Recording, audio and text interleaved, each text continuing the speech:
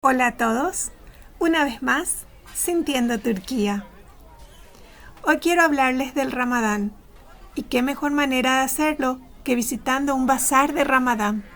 Así podemos ver cómo la gente disfruta de este ambiente especial mientras les cuento un poco sobre este mes y su significado.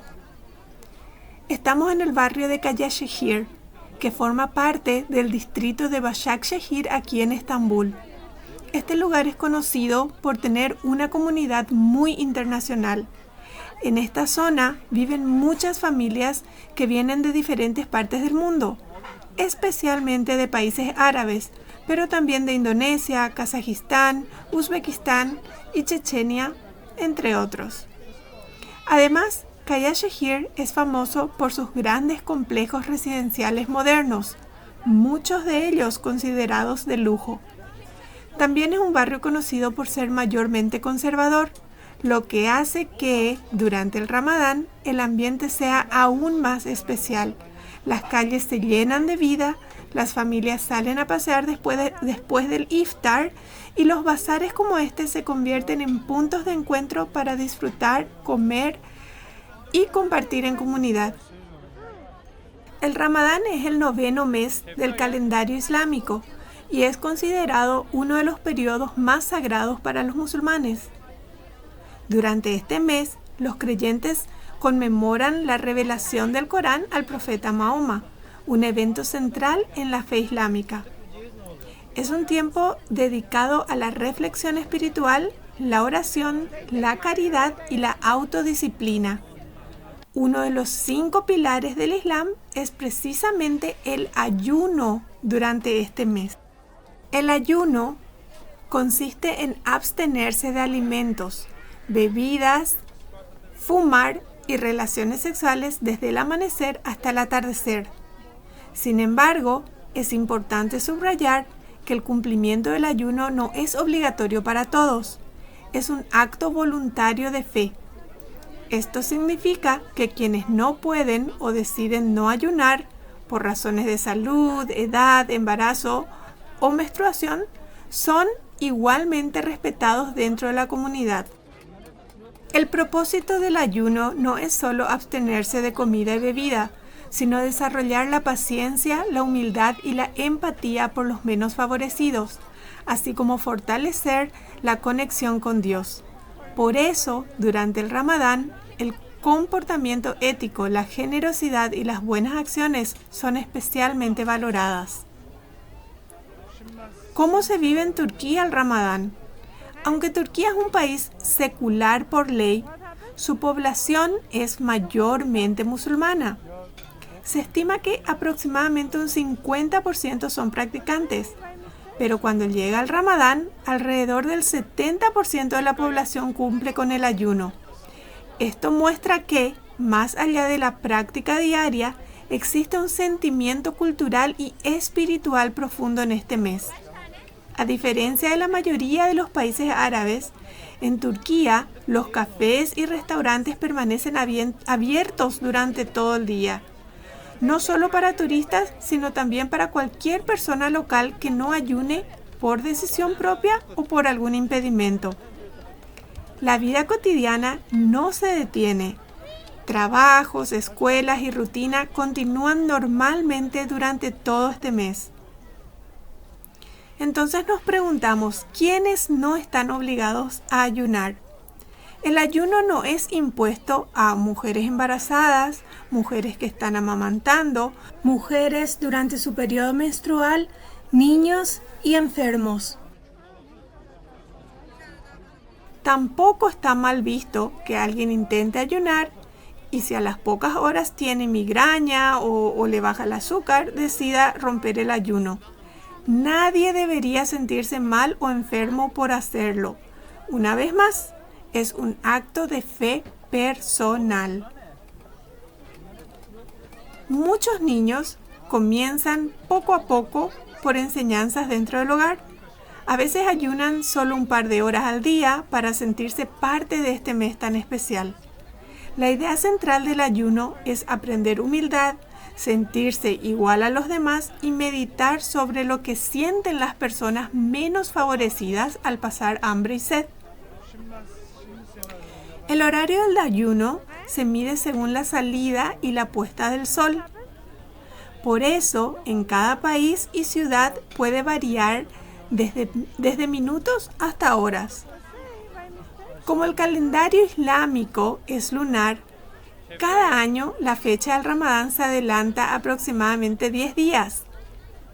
No es una fecha fija en el calendario gregoriano, pero dura un mes completo. Por ejemplo, el verano pasado en Turquía, el ayuno fue aproximadamente de 4:40 a 8:20. En estos años, debido a la rotación de fechas, el ayuno cae en meses más fríos, aproximadamente de 6 de la mañana a 7 de la tarde.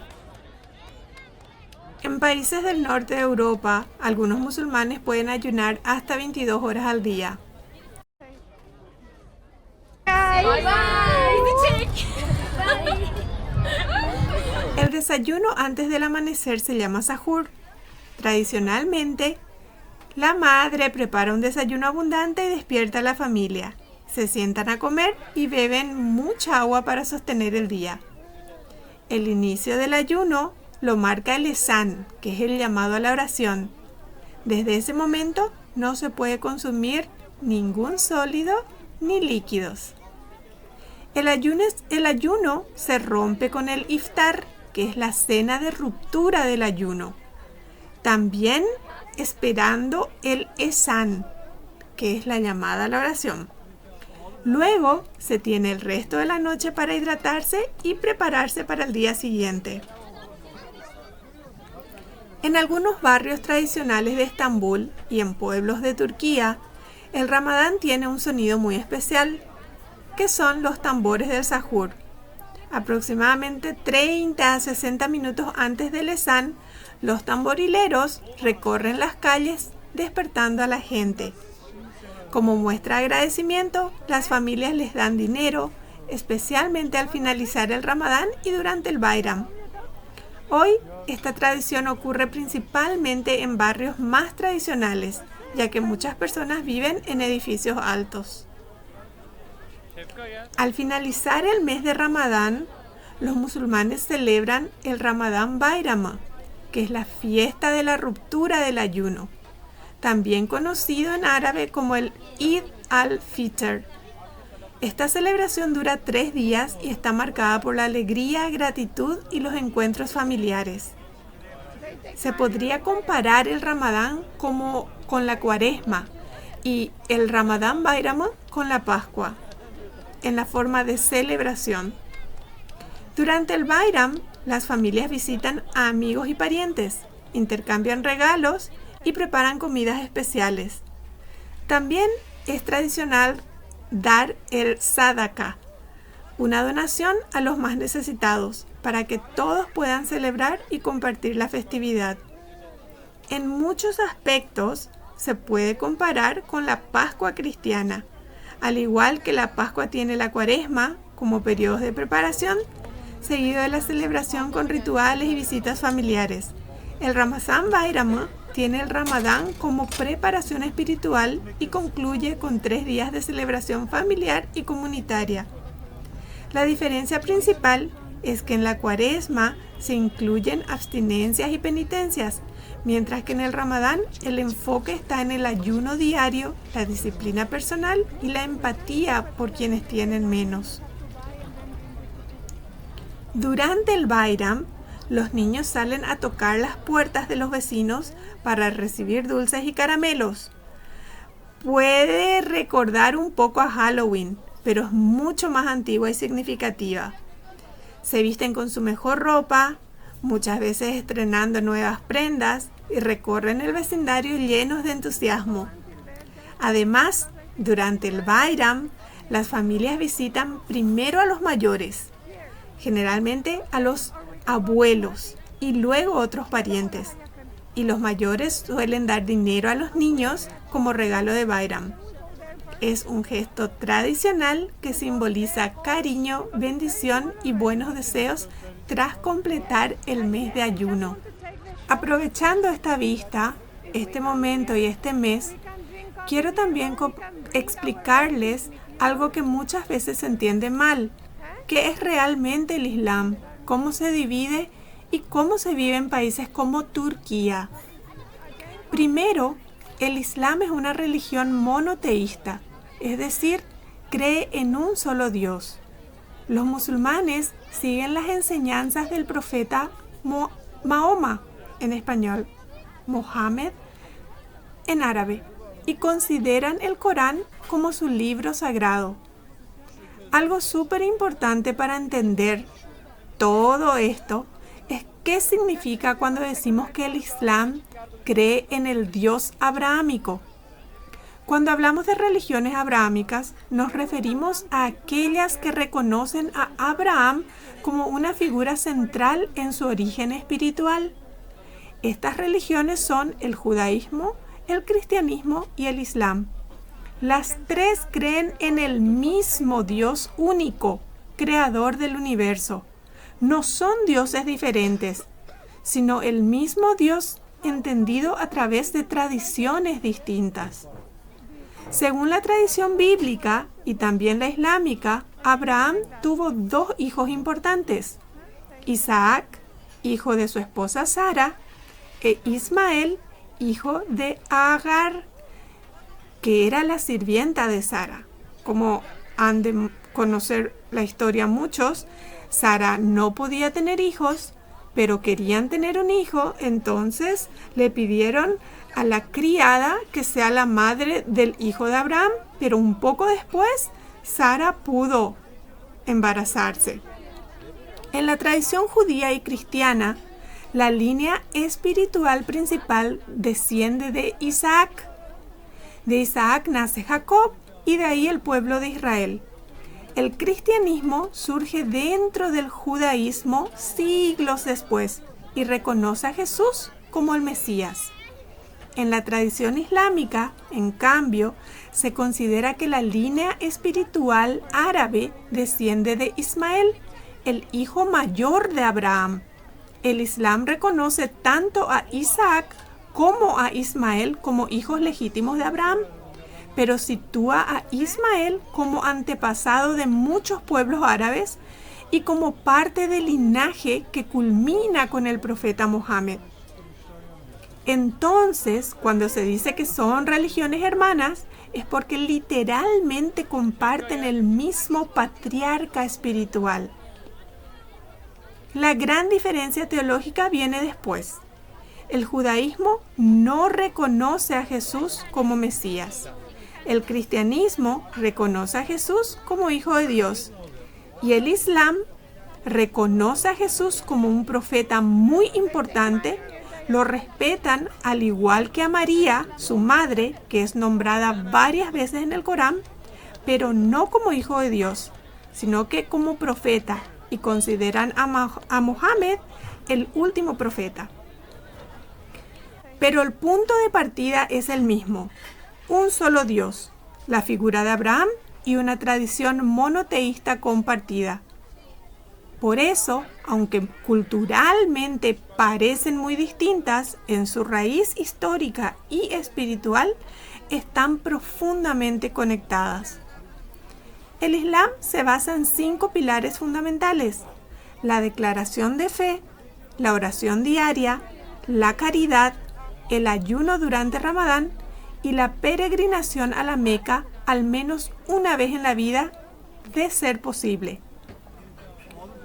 Hoy, en el mundo, hay aproximadamente 2.000 millones de musulmanes, lo que lo convierte en la segunda religión más grande del planeta. Y algo que quiero que quede muy claro: el país con más musulmanes del mundo no es árabe, es Indonesia. También hay enormes poblaciones musulmanas en Pakistán, India y Bangladesh. O sea, el Islam no es sinónimo de mundo árabe. Y otra cosa importante: cualquier persona puede convertirse al Islam. No importa tu nacionalidad, tu cultura o tu origen. Convertirse al Islam no significa volverse árabe. Es como si un católico se convirtiera al mormonismo, no se vuelve automáticamente estadounidense de Utah. La religión es una fe, no una etnia. Dentro del Islam existen distintas corrientes. Las dos principales son el Islam suní y el Islam chií. Los suníes representan aproximadamente el 85 a 90% de los musulmanes del mundo. Es la rama mayoritaria y la mayoría de los musulmanes en Turquía son suníes. Los chiíes o chiitas representan alrededor del 10 al 15% y el país con mayor población chií es Irán. La diferencia entre suníes y chiitas es histórica y tiene que ver con quién debía liderar la comunidad después de la muerte del profeta Mohammed. Pero en prácticas como el ayuno de Ramadán, por ejemplo, son muy similares. Ambos ayunan todo el mes, desde el amanecer hasta el atardecer.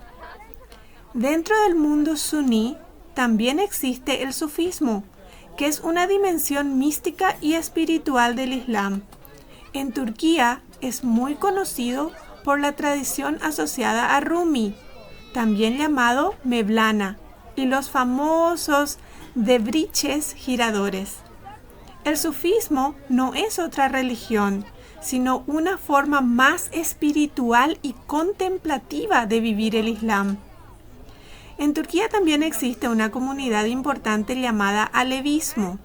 Los alevíes tienen raíces históricas vinculadas al chiismo, pero desarrollaron una identidad propia en Anatolia. No siguen muchas de las prácticas formales del Islam, ni del suní ni del chií tradicional. Por ejemplo, no realizan las 5 oraciones diarias. Sus encuentros son más espirituales y se hacen en lugares diferentes a las mezquitas.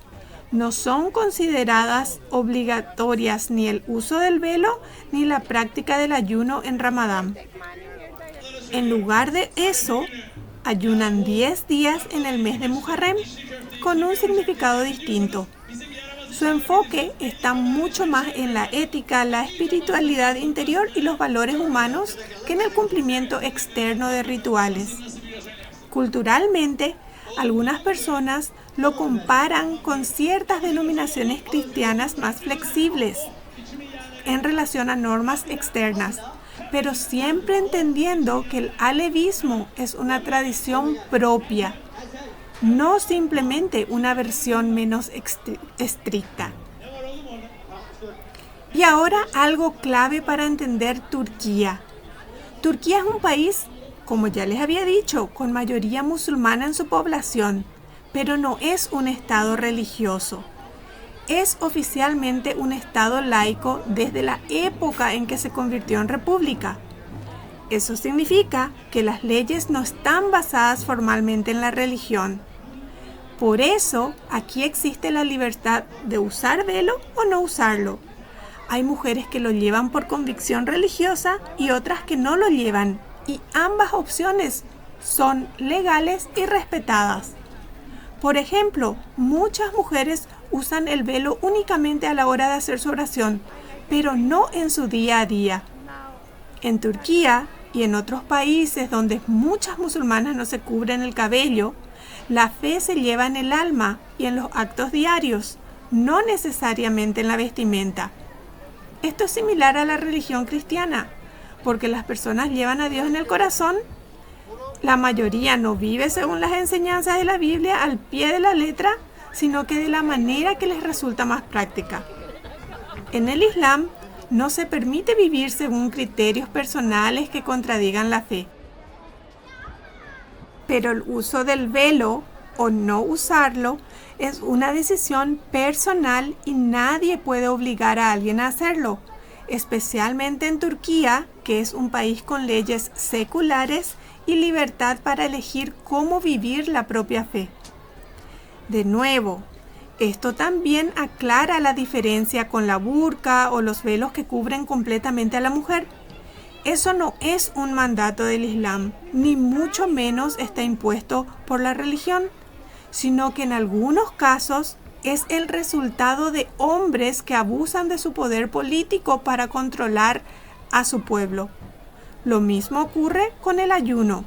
Es una práctica personal, no una imposición legal. De nuevo, es sobre la fe. Estos objetos que vemos aquí se llaman tesbih. Son unas cuentas de oración que se parecen al rosario católico. En el Islam se usan principalmente para recordar a Dios, Alá, mediante una práctica llamada dhikr, que significa recordatorio. Normalmente tienen 33 o 99 cuentas, que ayudan a contar las veces que se repiten ciertas frases después de la oración o durante momentos de reflexión. Las frases más comunes son Subhanallah, que significa gloria a Dios, Alhamdulillah, gracias o alabanza a Dios, Allahu Akbar, Dios es el más grande. Muchos musulmanes repiten cada una 33 veces, usando las cuentas para no perder la cuenta, algo parecido a cómo se usa el rosario en el catolicismo. En lugares como Turquía, también es muy común ver a la gente llevar un tesbih en la mano o en el bolsillo, no solo para rezar, sino también como una forma de relajarse o mantener las manos ocupadas mientras conversan. Para seguir conociendo más de Turquía, es importante también saber la diferencia entre cómo se vive en Turquía y cómo se vive en los países con la ley Sharia. Hay varios países donde la ley se basa en la interpretación de la Sharia, que es el sistema jurídico derivado de principios islámicos. Por ejemplo, en países como Arabia Saudita o Irán, ciertos aspectos de la vida pública están regulados por leyes inspiradas en la Sharia. En otros países musulmanes, la aplicación puede ser parcial o variar según el área. Esto significa familia, matrimonio, herencia, etc. Es importante entender que en el mundo musulmán no todo es homogéneo. Cada país tiene su propia historia, sistema político y sobre todo forma de interpretar la religión en la vida pública. Cuando vemos países donde las personas son oprimidas, eso generalmente se debe a cómo los líderes interpretan el Corán para su propio fin político, para controlar o subyugar a la población, y no porque el Islam enseñe eso literalmente. Eso no significa que la religión en sí sea política. Como cualquier sistema de creencias con millones de seguidores, puede ser utilizada, interpretada o integrada de distintas maneras según el contexto histórico y político de cada país.